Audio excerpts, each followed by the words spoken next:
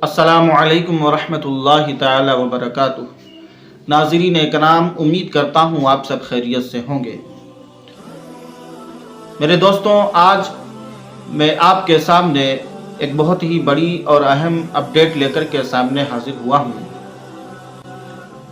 जैसा कि आप तमामी हजरात को पहले ही से मालूम है कि इस वक्त मुफ्ती साहब के ऊपर कई तरह की जांच और पड़ताल की जा रही है, लेकिन उन तमाम अपडेट को मैं आप तक पहुंचाने से पहले मेरी गुजारिश है कि आप हजरात अगर मेरे चैनल पर पहली बार आए हैं तो हमारे चैनल को सब्सक्राइब करके हमारे साथ जुड़ जाएं, ताकि हर अहम और बड़ी खबर हम जल्द से जल्द आप तक पहुंचा सकें। मेरे दोस्तों,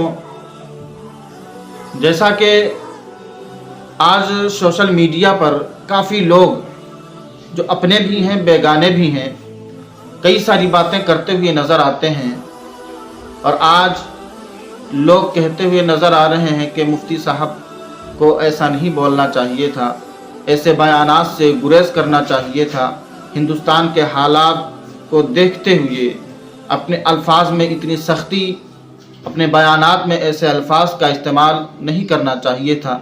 बहुत सारी बातें अपने भी कर रहे हैं और बेगाने भी कर रहे हैं। जब इंसान गिरफ्त में आता है, पकड़ में आता है, तो फिर और ज़्यादा जो पिछली जो बातें होती हैं उनको भी सामने रखा जाता है। वही हाल मुफ्ती सलमान अज़हरी साहब के साथ हो रहा है कि आप पर जो केस हुआ था कि आपने जो शेर पढ़ा था, उस शेर की वजह से उस शेर के क्लिप को वायरल किया गया और उसी पर आपके ऊपर केस किया गया, लेकिन जूनागढ़ से आपको ज़मानत मिल चुकी है अल्हम्दुलिल्लाह। इसके अलावा भी अब एटीएस की टीम जो है वो ये कह रही है कि जो है हम और जो है छानबीन करेंगे और जांच पड़ताल करेंगे। उसके बाद में जो है छोटी छोटी बातों पर भी जो है जांच की जा रही है, छानबीन की जा रही है।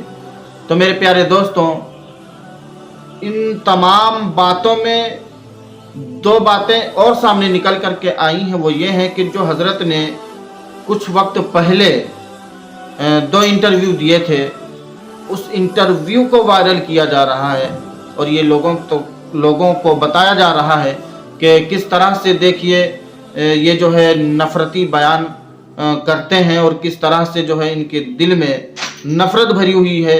इस तरह के बातें जो है सोशल मीडिया के ज़रिए से शेयर की जा रही हैं।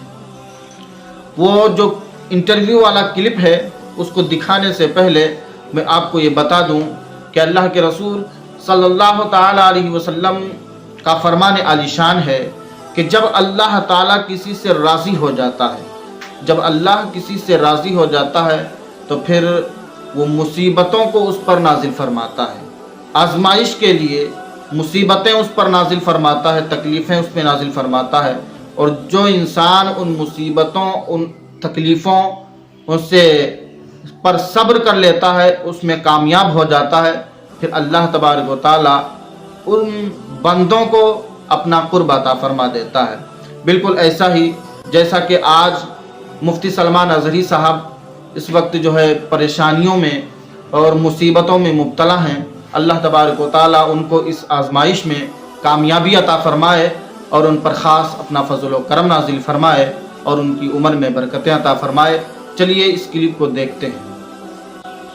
पहली बात यह है कि हिंदुस्तान के जो हालात ख़राब हो रहे हैं ये अचानक नहीं हो रहे हैं, पूरा प्री प्लान हो रहे हैं। यानी ख़ास तौर पर एक कम्युनिटी को टारगेट करना और उनको उनके जज्बात पर और उनके मुक़द्दसात पर बार बार हमले करना, जाहिर सी बात है ये कई दिनों से चल रहा है और अब के सालों में ये कुछ ज़्यादा ही गर्म हो गया है। शुरू में ऐसा होता था कि मंदिर मस्जिद के टॉपिक्स चलते रहते थे, बहुत सालों से ये बातें होती थी, लेकिन अब तो ऐसा हो गया कि मुसलमान जिन जिन चीज़ों पर अपने इस आज़ाद मुल्क में अमल करना चाहते हैं उन चीज़ों को टारगेट किया जाता है। मुझे बताइए, आज अगर ये इंडिया आज़ाद मुल्क है, भारत हमारा सबको साथ में रहने का और अपने अपने धर्म का पालन करने का यहाँ पर मौका मिलता है और इजाज़त आम है, तो फिर ये ख़ास तौर पर मुसलमानों के ख़ास जो रिलीजियस मामलात है उसको क्यों टारगेट किया जाता है? हम कभी जा कर के आज तक बाहर अपना ये प्रोटेस्ट नहीं किए, एहतजाज नहीं किए कि क्रिश्चियन लोग क्या खाते हैं, यहूदी लोग क्या खाते हैं, सिख लोग क्या खाते हैं, हिंदू लोग क्या खाते हैं, लेकिन हम क्या क्या खाते हैं ये इनको बड़ी फिक्र है। कुछ ऐसे हैं, मैं देश के पूरे हिंदुओं की बात नहीं करता, बहुत सारे आज भी हैं जो समझदार हैं, बल्कि वो खुद ही डिफेंस में खड़े भी हैं, लेकिन एक खास तबका ऐसा है जिसको कट्टरवाद बनाया गया है। पता नहीं उनको कौन सा भंग पिला करके सड़कों पे उतारा जाता है। वो खास तौर पर हलाल गोश्त, इनको क्या पड़ी है हम हलाल गोश्त किस तरह से खा रहे हैं, बरसों से खा रहे हैं, आज की बात नहीं है। देश आज़ाद हुआ उससे पहले भी जो मुसलमान खाते थे उसी अंदाज से आज भी खा रहे हैं। ये मामला हुआ, औरतें हिजाब पहने तो तकलीफ होने लग गई है। भाई जब पहनने की आज़ादी है, आप कुछ भी पहन करके बाहर आओ, हम किसी को सवाल नहीं करते, पूछते नहीं है। यहाँ तो नंगे भी घूम रहे हैं, लेकिन अगर हमारी औरतें, हमारी बच्चियां हिजाब पहनती हैं तो उस पर इनको आपत्ति क्यों है, तकलीफ क्यों है? इसका मतलब ये है कि इतने कठोर दिल हो गए हैं, इतने तंग दिल हो गए हैं कि ये बर्दाश्त किसी चीज को करने का इनके अंदर मादा है नहीं, जिसको टॉलरेंस कहा जाता है वो है ही नहीं इनके अंदर। एक होता है चीजों को बर्दाश्त करना, तहम्मुल। कभी कभार ऐसा होता है कि मेरी मर्जी की चीजें नहीं होती हैं, लेकिन मैं अपनी मर्जी सब पर थोपना नहीं चाहता कि जो चीज मेरी पसंद की वो अगर मिल रही है तो ठीक है, लेकिन दूसरे को आजादी है वो अपनी पसंद का जो करना चाहे करे।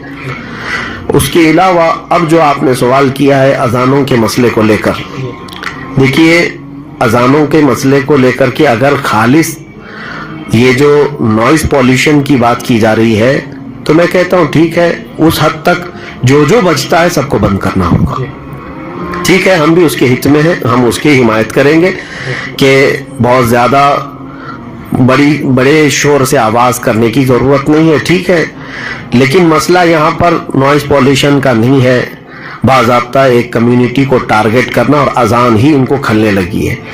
और उसमें फिर अजान के अल्फाज, उसमें क्या बोला जा रहा है क्या नहीं बोला जा रहा है, ये इस डिबेट में क्यों आ गया? ये जितने आतंकी मीडिया हैं, गोदी मोदी मीडिया, सब यही तो डिबेट करवा रहे हैं कि अजान के ये अल्फाज, अजान के वो अल्फाज। भाई तुम नॉइज पॉल्यूशन से आकर के कहाँ अटक गए हो?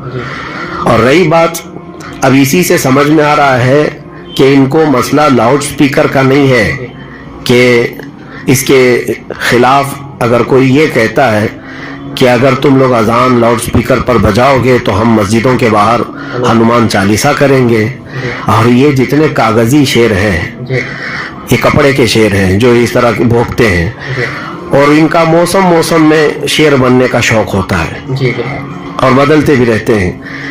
अब मैं आपको बताऊं, जिन लोगों ने भी कहा और जिसको भी इस तरह की तकलीफ है अजान से, मैं दावत देता हूं, आ जाओ भाई हमारी मस्जिदों के बाहर, हनुमान चालीसा तुम्हें करना, आओ करो, 5 वक्त आओ, 5 वक्त हमारी अजान होगी, तुम बाहर आकर के जो करना है करते रहो। लेकिन एक बात मैं कहूंगा, इंशाअल्लाह ये जो बजाने वाले चंद दिन तक अजान सुनेंगे तो वो भी अल्लाहु अकबर ही कहेंगे इंशाअल्लाह। इंशाअल्लाह अजान में वो तासीर है कि पागल सही हो जाते हैं, जिन्नात भाग जाते हैं, शैतान भाग जाता है।